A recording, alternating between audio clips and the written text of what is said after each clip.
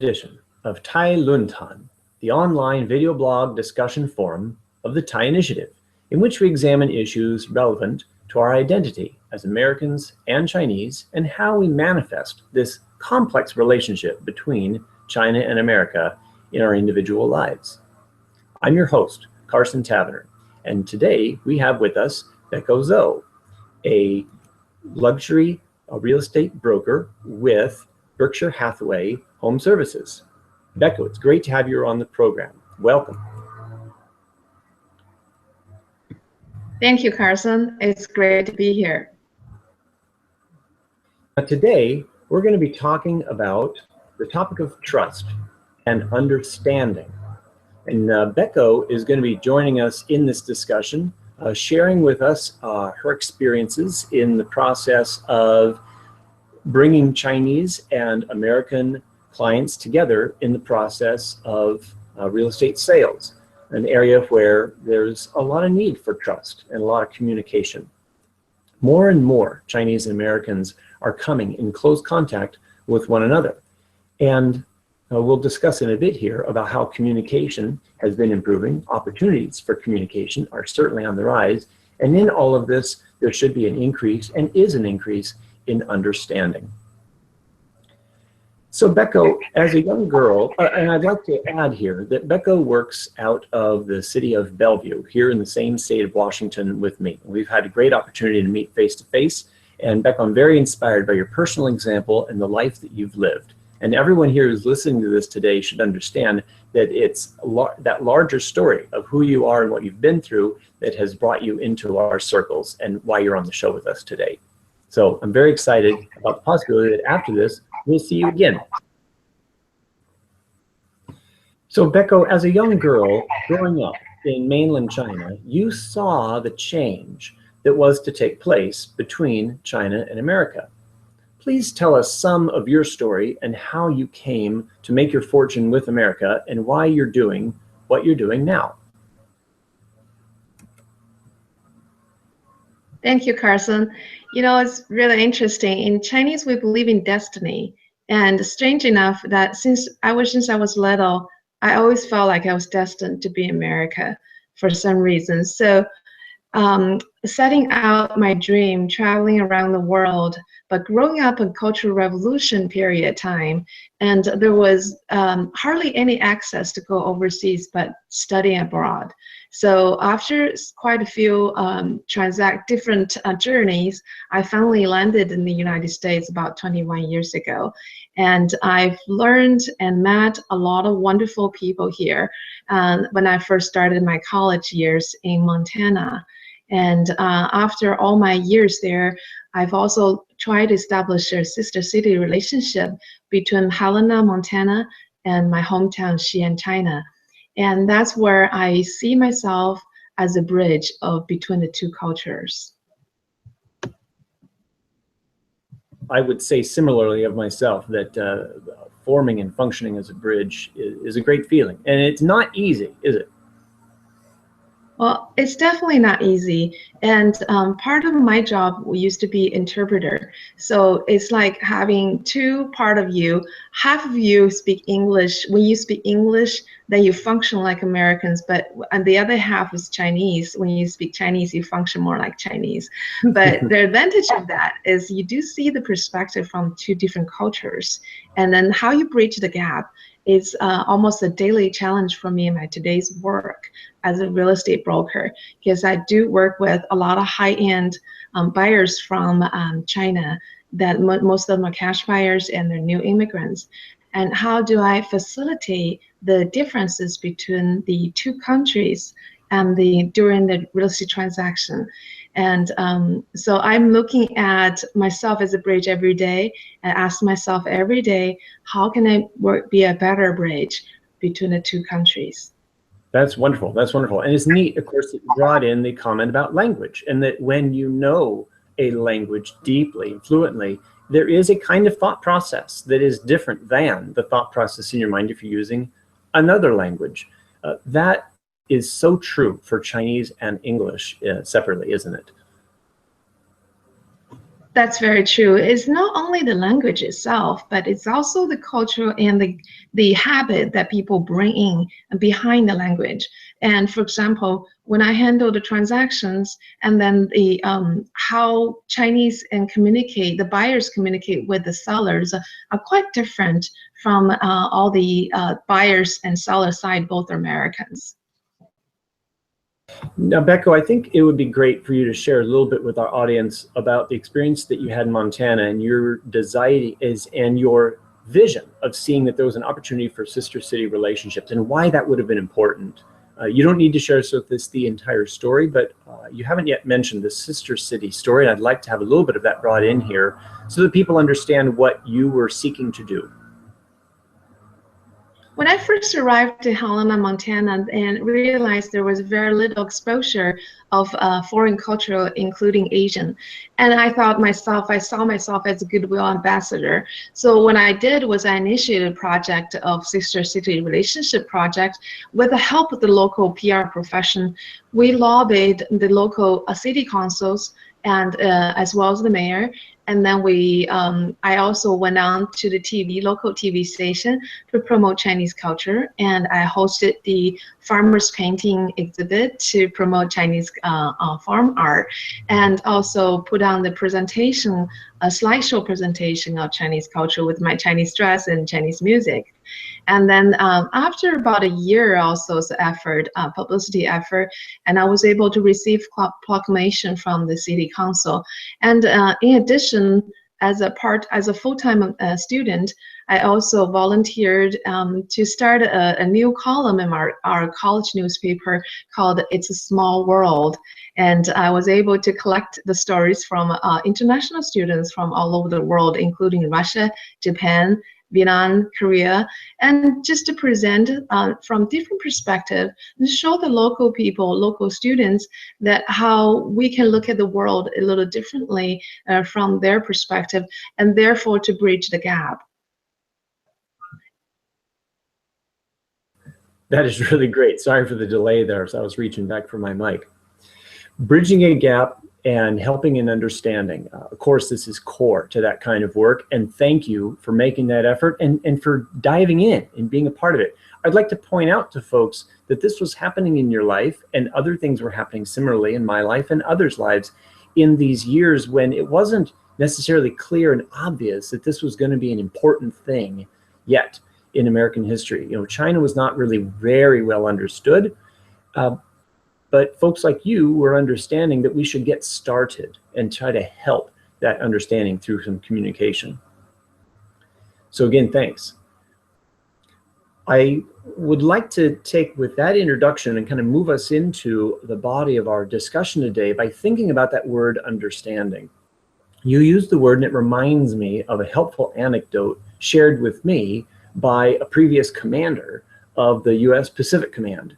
And some of our audience members might have heard this anecdote in other forms as well before, but I don't think I've used it here on Tai Luntans. And it's that years ago at the US Pacific Command headquarters in Honolulu, in Pearl Harbor specifically, the PACON commander had hosted the PLA commander, the People's Liberation Army from China, the PLA, their commander to Hawaii for discussions about the developing relationship between Chinese and American forces in the Pacific. He shared his appreciation to the Chinese general for engaging in trust building with US forces. Now, the part of the anecdote here that I think is most interesting is that the Chinese general then responded that before there can be trust, there must be understanding. And before there can be understanding, there must be communication. And that what we are doing here today is establishing communication. Now, what strikes me about this anecdote is that the Chinese leader understood that the perception the American leader had was different from his own. And he was also not that quick to agree with the American commander that what they were working on was trust building. But nevertheless, that was a goal to be worked on once they achieved understanding. Now, Becca, here at the Tai Initiative, we like to try and provide a thoughtful approach for people to move from the rather abstract relationship, especially the distance that we have from the national level of activity, to understanding how, as Chinese and Americans, we actually interact with one another. Of course, there's thousands of interactions every day, all across the country, tens of thousands of interactions. These are interactions that are real. They're in very human terms, and they do exist between individuals, but they reflect or manifest the way in which we see each other civilizationally or such. There's a lot of challenges amid all of the excitement and success. You've shared with us so far that the real estate business provides you with many examples of professional Americans and professional Chinese having to come into close communication contexts. And this isn't always easy to manage, and you find yourself being that bridge in between them often.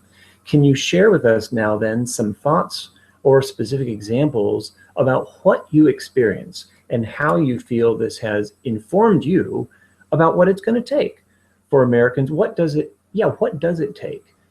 How does it work when Americans and Chinese trust each other? Well, it definitely takes a lot of work and patience and education. I do believe that for new immigrants coming to this country, the first very critical person they need is real estate brokers. Because real estate brokers, I always see myself not only as a real estate broker, but also as an educator, because I'm the first person how to tell them how the real estate transaction work in this country, which is very different from in China. And then I also have to help them to understand how important the legal contract means when you sign a contract and you have to adhere the terms. Unlike in China, that relationship comes first. So usually if you run into a problem, you try to strike the relationship, you reason with the other party, and then the last resort will be the legal aspect. However, in the US, it's just the opposite. The US is, if you sign a contract, the contracts are legal binding. So we talk about the legal terms first, then we talk about reasoning, then the relationship. So it's just completely opposite from what what people are used to in China in their practice.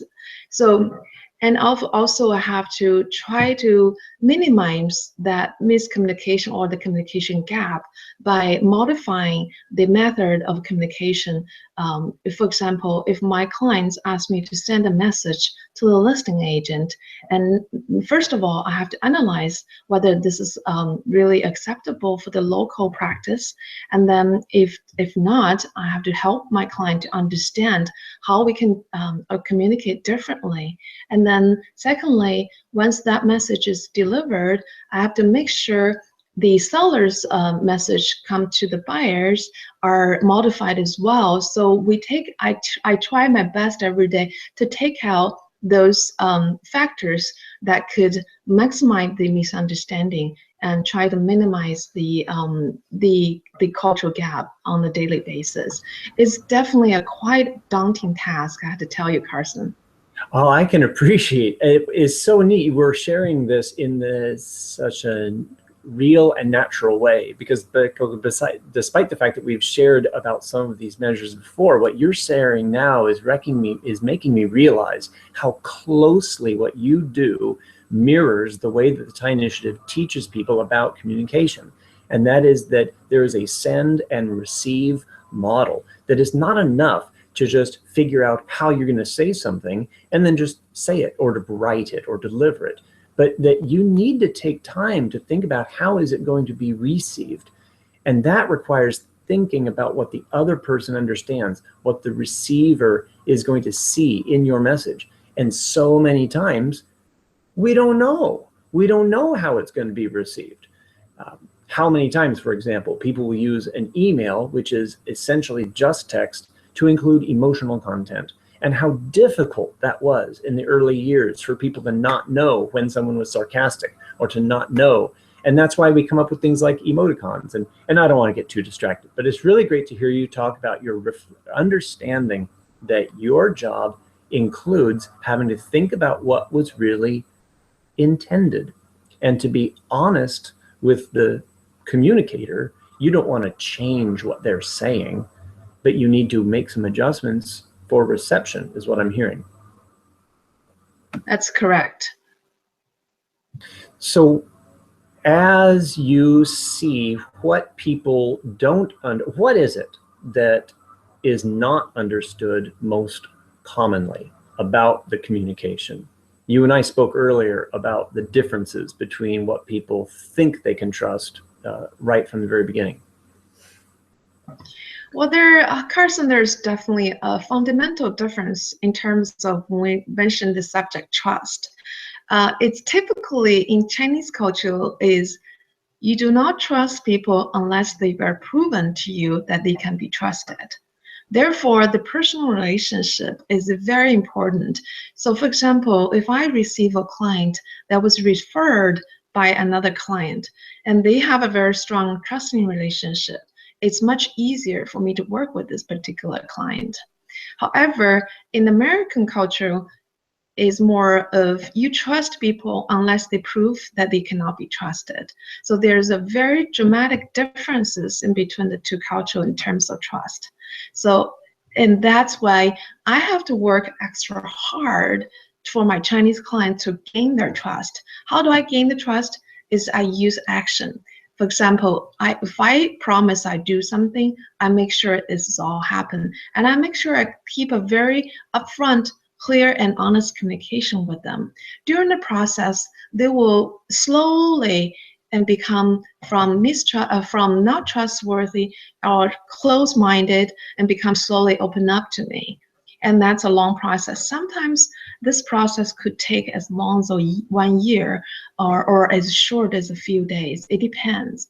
But so this is what I see when I deal with the Chinese clients. I always have this in my mind is how do I earn the trust? But once you gain the trust of clients, it's much easier to work with. So that's a huge difference here. This is a great lesson. That's something you've learned to do as the agent. Isn't this something that neighbors ought to learn about each other? What with the lesson that you've learned about I need to do things to earn trust, isn't this relatable to Americans who see new Chinese immigrants come into their neighborhood, and instead of assuming that these people already know everything about America, to think, what can I do to generate trust in my neighbor? I would think that's very. Carson, you brought up an excellent question here. I do run into the local people, like the neighbor of my buyers, and they are very, very curious. They like to find out who these people are, how can they get along. I do see there is a desire in the local community to include the new immigrants. However, I also do see that some local people do not quite understand how these new immigrants work. And for example, some of the houses are left empty and are vacant after they purchase. So that kind of create a lot of confusion for the local community. So I really see that there are definitely a lot more work need to be done to help the local community to understand how the new immigrants work, and also for them to be aware. For the new immigrants come to this country, most of them are their middle age and their children are fairly young, and they have to cut off their family ties and business tie in China to move over here. It's quite a challenge, and some of them do not speak a word English. So with all these complicated difficulties behind them, and it's very difficult for them to communicate with local people. It's not that they don't desire. They do desire to be included in the local community. They do desire to contribute to the local community. But because of the language barrier, it makes it much harder. So that's why they tend to group together, because that's how they feel secure and comfortable. And they go to Chinese restaurant, they go party with their Chinese friends. And but I do see there are quite a few strong interest in the new Chinese community that they like to be included. And also see, on the other hand, the local community, their American neighbors, would love to include them. But there is a gap. And I have a feeling we're so close to running out of our time. Unfortunately, I can tell that you and I are going to have another event in which we invite people to come in and share with us about ideas, about what we can do here regionally. Because after all, this is only becoming more and more important in the Seattle area. But it seems to me that what you're telling us is that there's experiences where one side thinks that they want to reach out and create more relationship, but that the behavior of doing so might appear to the other person to be something that's not really generating trust, but that, hey, you're doing that because you don't trust me, and so therefore I won't trust you. And the next thing you know, things can start to fall apart. On the other hand, I know that sometimes people will say, people have told me in my life, I trust you, Carson. And then I find out later, no, they really didn't actually. And I'm sure that happens a lot too, where a Chinese buyer might say, yeah, I trust you, but what you're telling us is that inside really there's not a whole lot of trust. And in a way, that's a form of lying, you know. And then if the American sees the Chinese person as having said something that's not true, well, now that's a reason not to trust you. This is complicated. This is human communication, isn't it? Yes, definitely, Carson. And I do believe that number one, for new immigrants, they have to learn do what Romans do when you roam. And this would take some time and some experiences. And I also see some of my clients received a very positive experience, even but despite of the language barriers, despite of all the cultural differences, the neighbors would jump in and help them with their pipes broken down and or they getting into trouble. And they, from that experience, they gained tremendous trust among each other. And I do see there's a positive integration going on, despite of all the lack of communication, lack of understanding. But we are starting to see some positive happening in the community. Well, Becca, I think as a result of this morning that you and I ought to work on doing something for our local community here in the Seattle and Washington region to take what we're discussing, incorporate others, learn more, share more, and go forward. I think you would enjoy doing that. Carson, I'd love to be involved, and I really, I'm humbled and honored that I'm be included in this kind of effort, because I do see in my daily life that I'm able to act as a bridge. And I do remember my host mother, who helped me tremendously, who passed away at age 92. I asked her how I can repay all the help and kindness that she extended to me during my school years in Montana. And all she said was, pay it forward, Becca. And that's my promise to her, that in my daily life, I want to devote it to my promise, that is pay it forward, either to my clients or to people around me. And I'm honored. And thank you, Carson. You're welcome. With that beautiful and moving thought, we're just going to close. Ladies and gentlemen, thank you very much for joining us on this Tai Luntan. We hope that you have enjoyed listening to the conversation. Be part of the conversation. Come to taiinitiative.org. Sign up, get our newsletters, check us out on Facebook, Twitter, LinkedIn. We're out there. We'd love to hear from you. And until next time, this is Carson Tavener with guest Becca Zou, signing off for the Tai Luntan. 再见. 再见. Thank you.